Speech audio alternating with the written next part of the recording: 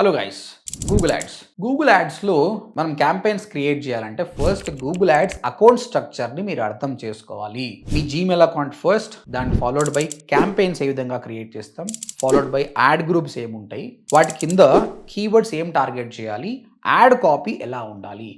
ఈ add account structure మీరు ప్రాపర్గా అర్థం చేసుకుంటే క్యాంపెయిన్స్ క్రియేట్ చేయడం చాలా ఈజీ. చాలా మంది స్టూడెంట్స్ ఈ అకౌంట్ స్ట్రక్చర్ని బాగా అర్థం చేసుకోకుండా ఫెయిల్డ్ క్యాంపెయిన్స్ క్రియేట్ చేస్తారు. దీనివల్ల క్లయింట్కి అంత లాభం ఉండదు అనమాట. కాబట్టి basics are very important. These are the pillars. అందుకోసమే అకౌంట్ స్ట్రక్చర్ని ప్రాపర్గా అర్థం చేసుకోండి. సో దానికి సంబంధించిన మీకు వీడియో తెలియాలంటే యూట్యూబ్కి వెళ్ళేసి ODMT Google ads account structure అని సర్చ్ చేయండి, లేదంటే ODMT గూగుల్ యాడ్స్ అని సర్చ్ చేయండి, మీకు వీడియో వస్తుంది. ఆ వీడియో ఫాలో అయ్యి ప్రాక్టీస్ చేయండి.